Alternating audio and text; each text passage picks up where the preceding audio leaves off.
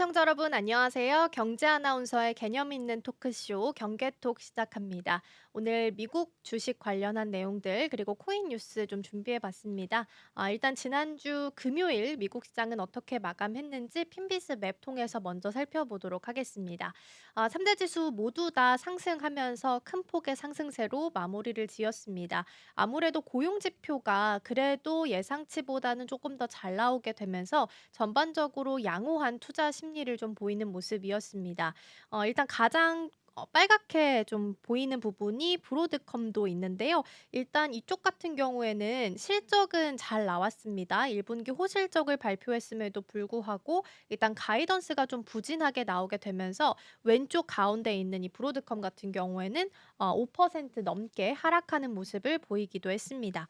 그리고 이제 오른쪽에서 상단 쪽에 있는 테슬라 TSLA 같은 경우에는 3.6% 상승세를 보였는데요. 트럼프 대통령과 계속해서 주말 사이에도 설전을 좀 벌여왔었는데 그럼에도 불구하고 이 3%세의 반등세는 일단 머스크랑 트럼프가 통화할 수도 있다라는 기대감이 좀 모아지게 되면서 어느 정도 반등을 했습니다. 다만 이 전날에 설전으로 인해서 14% 넘게 주가가 하락을 했었기 때문에 모두 다 만회하지는 못한 채 마무리를 하는 모습이었고요. 나스닥도 1% 넘게 상승하면서 전반적으로 빅테크주들의 흐름이 나쁘지 않았다라고 평가할 수 있겠습니다. 자, 그러면 트럼프랑 머스크 이 두 사람의 사이에 균열이 발생하면서 결국에 파국을 맞게 됐다라는 뉴스 볼 텐데요. 일단 트럼프 대통령과 머스크 CEO가 공개적으로 상대방을 비난하게 되면서 설전을 좀 벌였습니다. SNS 트루스 소셜이나 공개석상을 통해서 트럼프 대통령은 이야기를 했고요. 머스크는 X를 무기로 해서 계속해서 난타전을 좀 벌여갔습니다. 머스크가 트럼프 행정부에서 물러난 뒤 지금 일주일도 안 된 상황 속에서 파국을 맞고 있는 건데요. 트럼프 대통령은 자신의 감세 등 국정 아젠다를 공개적으로 트럼프 대통령이 머스크 CEO가 반대를 한 거에 대해서 매우 실망했다. 우리의 관계가 더 이상 좋을지 모르겠다라고 이야기를 했고요. 나는 일론을 많이 도와줬다. 그는 나에 대해서 가장 아름다운 것들을 말했고 나에 대해서 나쁘게 말하진 않았지만 그것을 나쁘게 말하는 것이 다음 차례가 될 것이라고 확신한다라고 전하기도 했습니다. 머스크 CEO가 지금 트럼프 대통령이 추진하고 있는 감세 법안을 비판한 이유로 해서 전기차 보조금 혜택 폐지 그리고 머스크가 지지하고 있었던 인사죠. 미 나사 국장 지명을 철회한 것 그리고 도지의 수장 임기를 의도치 않게 끝내게 된 것 등을 꼽기도 했습니다. 머스크는 트럼프 대통령의 기자회견 내용이 보도되는 와중에도 X에다가 승리를 위한 얇고 아름다운 법안이라고 글을 올리면서 감세 법안을 비판한 이유를 전기차 보조금 폐지 등으로 지목한 트럼프 대통령의 언급이 나오면서 이를 비판하는 모습을 보이기도 했습니다.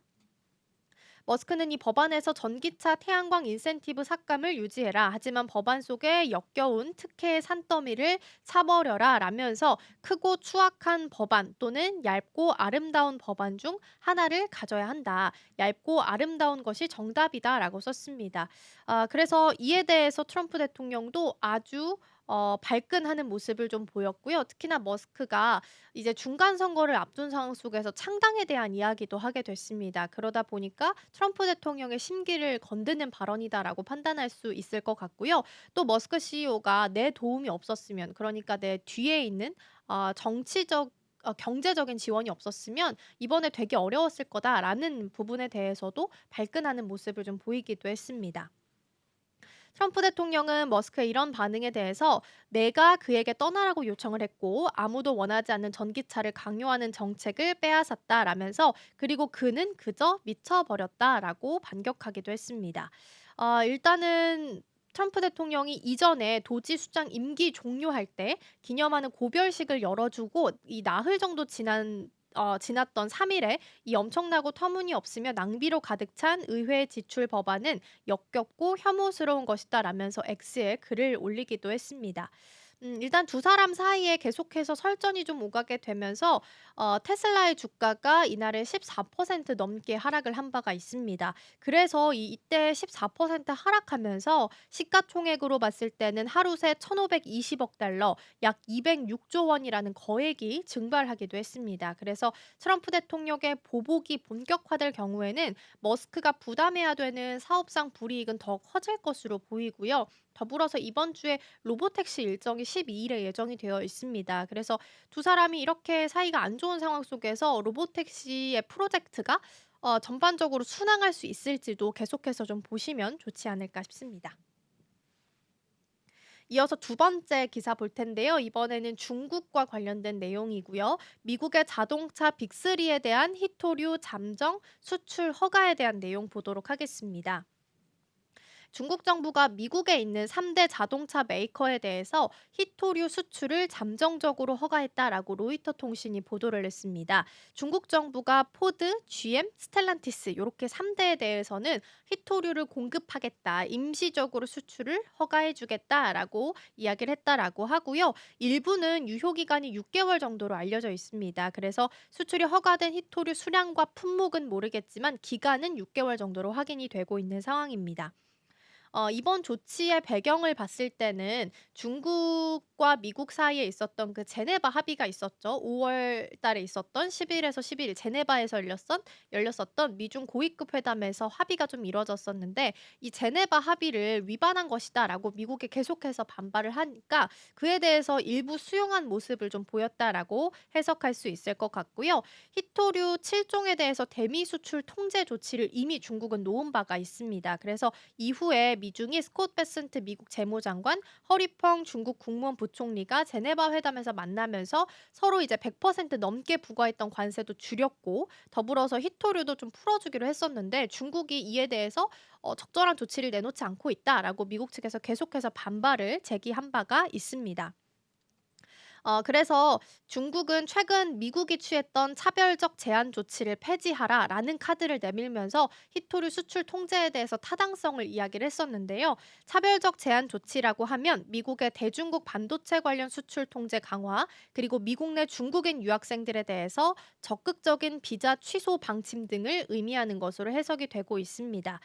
일단 이 두 국가에 대해서도 약간의 온도가 그래도 좀 희토류 수출 통제를 다시 한번 임시 수출 허가를 내주게 되면서 온도가 약간은 조금 더 뜨거워졌습니다. 그래서 6월 9일 기점으로 해서 런던에서 미중 무역 합의가 다시 한번 있을 예정입니다. 아마 우리 시간으로는 오늘 밤부터 예정이 좀 되어 있어서 이 밤 사이에 있는 미중 관련된 뉴스 내용들 체크를 좀 해보시면 좋을 것 같고요.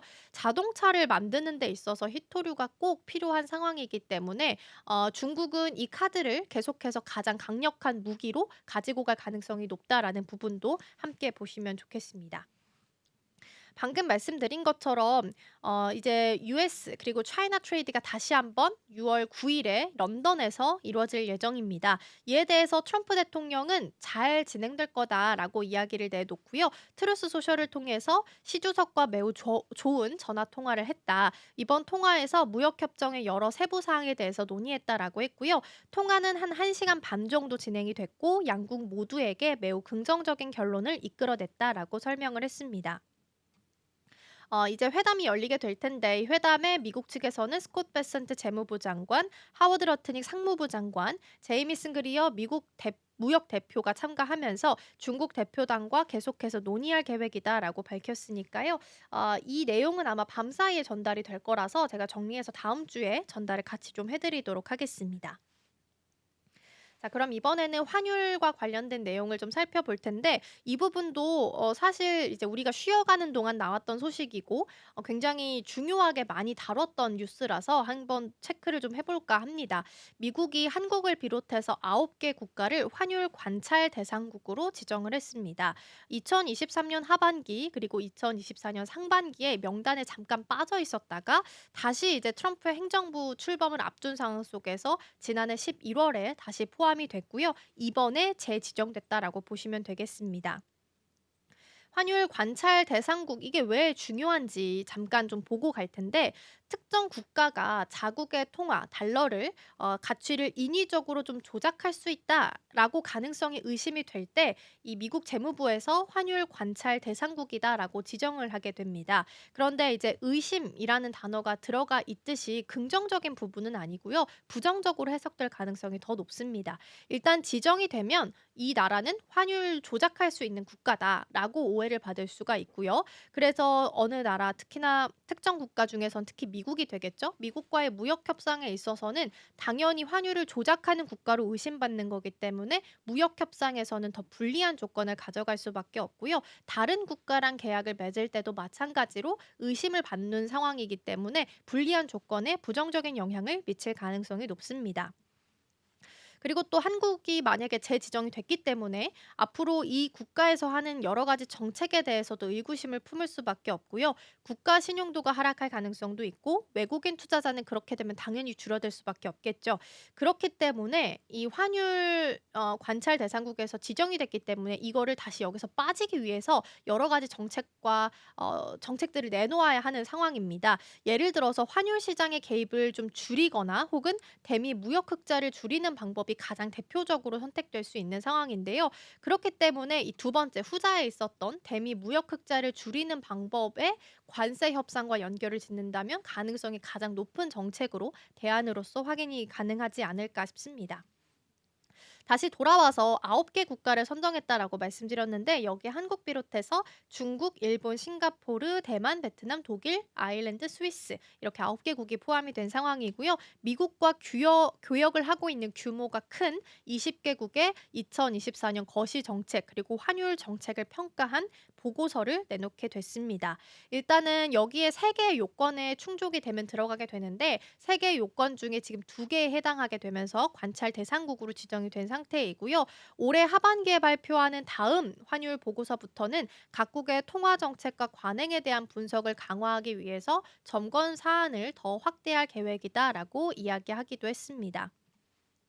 일단 재지정된 부분이 왜 중요하냐라고 다시 좀 정리를 해보면 환율 주권, 수출 경쟁력, 무역 정책에 있어서 직격탄을 줄 수밖에 없는 이슈고요. 또 트럼프 행정부 재집권한 이후에 다시 지정이 된 상황이기 때문에 무역 협상을 앞두고 압박하는 카드로 활용될 수 있다라는 부분도 염두를 해둬야 됩니다. 그래서 한국은 환율을 조작하는 국가야라는 프레임을 씌워서 어떤 협상을 할 때 좀 불리한 조건으로 조금 더 미국이 유리한 조건의 협상을 가져갈 수 있게끔 만드는 조치일 수도 있다라고 해석이 나오고 있으니까 이 부분도 관세 협상과 관련된 뉴스가 나올 때 한 번쯤 체크해 보시면 좋겠습니다. 이번에는 반도체 보조금과 관련된 부분을 보겠습니다. 칩스 액트라고 해서 반도체 칩스법에 다룬 내용인데요. 러트닉 상무장관이 너무 반도체 보조금이 후하다. 그래서 내가 생각했을 땐 한 4% 정도가 적당할 것 같다라고 이야기를 했다라는 건데요. 그러면 지금보다 규모가 굉장히 많이 줄어든다라는 단점이 있습니다. 그래서 보조금 지원을 전제로 해서 총 408억 7천만 달러를 투자해서 미국의 반도체 공장을 짓기로 했었던 삼성전자, SK 하이닉스는 상대적으로 불리한 상황일 수밖에 없습니다. 러트닉 상무부 장관의 코멘트를 보면요. 반도체 보조금에 대해서 지나치게 후해 보인다. 보조금 지급 대상 기업들과 재협상을 하고 있다라고 이야기를 했습니다. 그래서 인사청문회에서 반도체 보조금을 재검토하겠다라고 밝힌 데 이어서 재협상이 진행 중임을 공개한 것입니다. 전임 바이든 정부는 미국 내 첨단 반도체 생산 역량을 높이기 위해서 총 520억 달러 규모의 보조금을 조성하면서 미국 투자 계획을 밝혔던 글로벌 반도체 기업들과의 지급 계약을 체결하기도 했습니다. 그래서 이날 러트닉 장관이 보조금 액수를 줄이지 않고도 투자 규모를 늘리게 되면서 보조금 비율을 낮춘 TSMC 사례를 언급을 했고요. 그래서 투자액 대비해서 보조금 비율은 10%보다는 4%가 더 적절하다라고 이야기했습니다. 그래서 만약에 4%가 지금 TSMC 수준인데 TSMC 수준으로 만약에 조정을 하게 된다면 국내 기업들한테는 큰 타격을 줄 수밖에 없습니다. 지금 삼성전자가 370억 달러를 투자해서 12.8% 그리고 SK 하이닉스가 38억 7천만 달러를 투자하면서 11%의 보조금을 받기로 계약이 되어 있는 상황이었는데 미국 인텔이 8%이기 때문에 인텔보다도 지금 삼성전자랑 SK 하이닉스의 비율이 더 높은 상황입니다. 있습니다. 그런데 그럼에도 불구하고 TSMC처럼 대미 투자를 지금보다 더 늘리기는 쉽지 않은 상황이라서 진짜 4%로 조정될 경우에는 더 큰 우려가 생길 수밖에 없는 상황이고요. 삼성전자랑 SK하이닉스는 미국의 높은 인건비에도 불구하고 보조금으로 이 비용을 좀 상쇄하겠다라는 전략이었는데 이 전략에 차질이 생겼다라고 해석할 수 있겠습니다. 그래서 반도체 업계 관계자들은 반도체 보조금 정책이 미국의 반도체 생산 시설을 유치하려는 미국 정부의 의지에 따라서 도입됐던 것이다. 그래서 보조금 삭감 여파를 따져보고 있을 것이다라고 이야기했는데요. 그러니까 한편에서는 제협상이 꼭 나쁜 것만은 아니다라는 해석도 나오고 있어서 칩스법의 그 퍼센테이지 조정이 어느 정도 될지도 조금 더 뉴스 체크는 해보셔야 될 것 같습니다. 이번에는 마이크로소프트랑 관련된 내용 볼 텐데요. 마이크로소프트 하면 빼놓을 수 없는 기업 중에 하나가 또 오픈 AI죠. 이 두 기업의 파트너십이 변화는 하고 있지만 여전히 강력하다라고 이야기했다라는데요. 마이크로소프트의 CEO인 사티아 나델라가 챗GPT 개발사인 오픈 AI와 파트너십에 대해서 이상 기류에 대해 부인하는 모습을 보였습니다. 변화하는 모습이 나타나곤 있지만 여전히 강력하다라고 이야기를 했고요. 오픈 AI는 마이크로소프트의 가장 큰 고객이다. 마이크로소프트가 이 AI 강자의 기술에 접근할 수 있게 돼서 매우 기쁘다라고 이야기를 한 상황이고요. 또 오픈 AI랑 다각적인 파트너십을 유지하는 데 집중하고 있다. 누가 그걸 망치고 싶어 하겠냐라고 되묻기도 했습니다. 이제 일각에서는 오픈 AI랑 마이크로소프트 사이에 약간의 이상 기류가 있는 거 아니냐라고 이야기했는데 마이크로소프트의 CEO가 전격적으로 이를 확실하게 부인했다라는 부분에 있어서는 유의미한 뉴스였다라고 보시면 되겠습니다. 다음으로는 미국 제재 역설, 그러니까 중국 AI 자급자족 생태계에 대해서 좀 살펴보겠습니다. 미국이 중국의 반도체 시장을 좀 옥죄기 위해서 자급자족하지 못하게끔 수출 통제를 계속하고 있습니다. 처음에는 하드웨어로 시작을 했다가 최근에는 소프트웨어까지 옥죄기를 나타내고 있는데 오히려 이게 역설적으로 중국이 자급자족하면서 반도체 시장을 새롭게 만들어가고 있는 현상이 나타나고 있다라는 분석 기사입니다. 그래서 중국 시장들이 사라져 있는 미국 시장이 빠져나가 버린 그 빅테크 기업들의 자리를 자국 기업들로 챙기게 되면서 반도체 시장을 새롭게 재편하는 모습이 나타나고 있다라는 건데요. 모건 스탠리가 "중국 AI 잠자는 거인이 깨어난다"라는 제목의 보고서를 발표를 했습니다. 그 보고서를 좀 살펴보면 지난해 34% 수준의 중국의 AI 그 칩 자급률이 지금 27년 예상치를 봤을 때 82%까지 확대될 것으로 전망이 됐습니다. 한 3 배는 조금 안 되겠지만 2배 이상 확대가 될 것으로 예상이 되고 있고요. 그렇다면 미국이 지금 하고 있는 이 통제 정책이 과연 실질적으로 효과를 발휘하고 있는 것인가라는 부분에 있어서는 당연히 퀘스천 마크가 찍힐 수밖에 없는 상황입니다. 특히나 지금 엔비디아 저사양 칩인 H20까지 통제를 하고 있는 상황에서도 이런 이야기가 나오고 있고 보고서를 통해서 수치가 나오고 있다 보니까 미국의 정책들이 사실상 발휘를 하지 못하고 있구나라는 부분을 확인할 수 있겠고요. 특히나 AI 반도체 칩, 그러니까 더 나아가면 로봇 시장까지 본다면 중국이 지금 휴머노이드 시장에서도 앞서 나가고 있는 분위기를 만들어가고 있기 때문에 로봇 시장에서도 자급자족하는 분위기를 만들어가고 있다라고 해석할 수 있겠습니다. 자, 그럼 이어서 이번에는 코인 시장도 조금 들여다볼 텐데요. 트럼프 미국 대통령의 장남 에릭 트럼프가 트럼프 가문이 후원하는 디파이 플랫폼 월드 리버티 파이낸셜을 통해서 밈 코인 트럼프에 대해서 대규모 투자하겠다라고 발표하면서 트럼프 행정부와 가문의 암호화폐 시장 영향력이 더욱 강화되고 있습니다. 특히나 이번 조치는 트럼프 브랜드 지갑 개발을 둘러싸고 논란이 좀 있었는데 그 직후 이뤄졌다는 점에서 주목이 좀 되고 있는 상황이고요. 지금 "암호화폐 미래와 애국주의 그리고 장기적 성공의 개념을 믿는다."라고 에릭 트럼프가 얘기를 하면서 이 트럼프 밈코인에 대해서 이 프로젝트를 향해서 강력한 의지를 좀 드러내기도 했습니다. 지금 트럼프 대통령과 가문이 2022년 NFT 컬렉션을 시작으로 해서 암호화폐 산업에 진출을 했고요. 2025년 1월에는 밈코인 트럼프를 공식적으로 출시한 바가 있습니다. 현재 스테이블 코인 USD1 발행을 포함해서 자체 디파이 생태계를 구축 중이고 이는 트럼프 행정부가 웹3 기술에 본격적으로 참여하고 있다라는 신호로 해석할 수 있겠습니다. 사실 국민들로 하여금 그리고 투자자들로 하여금 비판 여론도 굉장히 거셉니다. 근데 그럼에도 불구하고 트럼프 대통령은 이를 혁신적인 접근이라고 강조하면서 디지털 금융 시대의 주도권 확보에 나서고 있다라는 부분 함께 보시면 좋겠습니다. 자, 그럼 이어서 이번에는 비트코인 내용을 좀 살펴볼까 합니다. 비트코인은 2주 전까지만 하더라도 사실 최고가의 기록을 좀 나타냈었는데 이 핵심 지지선이 붕괴할 수 있다라는 이야기가 나오고 있습니다. 지금 10만 5천 달러의 지지선을 상실한 뒤 10만 1천 달러 부근까지 급락을 나오면서 단기적으로 보면 9만 6천 달러 수준까지 하락할 수 있다라는 경고가 제시되고 있습니다.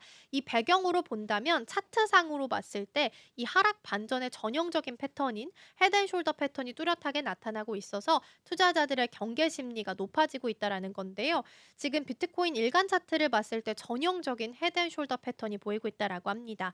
5월 중순에 고점을 딱 찍고 여길 중심으로 해서 좌우가 낮은 그 고점이 형성된 구조로 보시면 될 것 같고요. 지금 넥라인이 한 10만 3,500달러에 해당을 한 상황입니다. 해당 지지선이 만약에 붕괴가 되게 된다면 9만 6천 달러 선까지 추가적으로 하락할 가능성이 열려 있는 거고요. 기술적으로는 여전히 약세 흐름이 좀 우세하긴 합니다. 일일 상대 강도 지수도 중립선인 50 근처에서 하방 이탈을 시도하고 있는 상황이라서 추가적인 하락 가능성이 남아 있기는 합니다. 이 가격대를 어느 정도 지지를 해 주는지가 가장 좀 중요해 보이고요. 다른 암호화폐 전반에 있어서도 매도 압력이 확산될 수 있기 때문에 이 기점을 좀 잘 보시면 좋지 않을까 싶습니다. 이더리움과 유니스왑도 좀 보도록 하겠습니다. 이더리움을 둘러싼 규제 논쟁이 미국 의회 시장 구조 법안 청문회를 통해서 본격화되고 있는 모습입니다. 해당 법안이 미국 내 디파이 혁신과 탈중앙화 생태계에 결정적인 영향을 미칠 것으로 전망되는데요. 암호화폐 뉴스 전문 유튜브를 하고 있는 채널이네요. 폴 베런 네트워크라는 채널이 있는데 여기 청문회에서 유니스왑 랩스가 미국 내 기업으로서 수년간 명확한 법적 근거 없이 SEC 조사를 받아온 사례가 공개된 소식을 전하기도 했습니다. 청문회에 참석했던 티모시 마사드 같은 경우에는 스테이블 코인 규제를 은행 중심으로 강화해야 된다라고 주장을 했고요. 미국 재무부에 해당 자산에 대한 광범위한 감독 권한을 부여하자라는 발언도 이어지기도 했습니다. 이더리움 같은 경우에는 실시간 급여 지급 시스템 같이 실제 사례를 통해서 디지털 자산이 기존 금융 시스템보다 효율적이라는 점을 보여주고 있고요. 36만 5천 명 이상의 수령자를 대상으로 한 이더리움 기반의 급여 처리 사례가 소개가 되기도 했습니다. 반면 기존 의원들의 다수는 법안을 읽지 않은 채 심의에 참여하고 있어서 기술에 대한 무지가 입법 지연으로 이어지고 있다라는 분석도 같이 제기가 되고 있습니다. 이더리움과 관련해서 끝으로 폴 베런이 코인베이스랑 스트라이크의 자산 보관 및 재사용 논란, 그리고 서클의 공개 상장 등 이슈를 좀 종합적으로 봤을 때는 스테이블 코인 규제가 우선 통과되고 나서 이후에 시장 구조 전반에 영향을 미칠 법안이 가시화될 것으로 전망되기도 했습니다. 앞서서 제가 살짝 언급드렸던 이 서클 IPO 관련된 뉴스를 좀 하나 마지막으로 보면 좋을 것 같은데요. 암호화폐 거래소 제미니가 SEC의 IPO를 비공개 서류를 제출한 것으로 확인이 좀 되고 있습니다. 투자 심리가 어느 정도 회복이 되고 있는 상황 속에서 시장에 관심이 쏠리고 있는데요. 제미니는 SEC의 비공개 방식의 등록 서류를 접수했다라고 하고요. 기업이 민감한 정보를 외부에 공개하지 않고도 상장을 준비할 수 있는 절차로 알려져 있습니다. 현재 공모 주식 수와 공모가 범위, 상장 시점 등은 아직까지는 공개된 바는 없는데요. 제미니는 2014년에 카메론과 타일러 윙클보스 형제가 공동으로 설립을 했고요. 2021년 11월에 4억 달러의 자금을 유치하면서 71억 달러의 기업 가치를 인정을 받기도 했습니다. 그러나 2022년에 크립토 윈터가 닥치게 되면서 일부 직원을 감원을 했고요.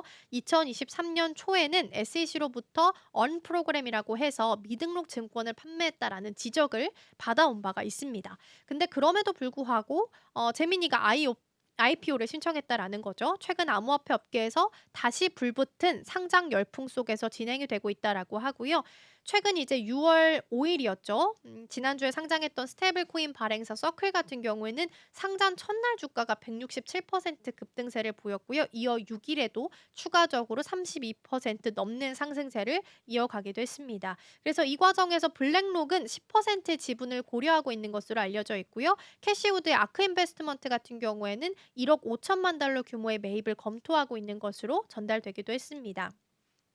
그리고 또 다른 IPO 사례로 본다면 AI 인프라 기업 코어위브, 엔비디아가 콕 집었던 기업이죠. 3월 28일 상장 이후 한 달 만에 주가가 158% 정도 급등한 바가 있습니다. 이처럼 상장 후에 강세 흐름이 계속해서 이어지면서 재미니 IPO 역시 시장의 주목을 받고 있다라는 부분도 함께 챙겨보시면 좋겠습니다. 자, 이렇게 해서 미국 주식 관련된 내용들 그리고 코인 시장에서 있었던 뉴스 기사들 모아서 전달을 드렸습니다. 이번 한 주도 열심히 잘 투자하시고 도움이 될 만한 뉴스 모아서 저는 다음 주에 돌아오겠습니다. 오늘도 시청해주신 여러분 고맙습니다.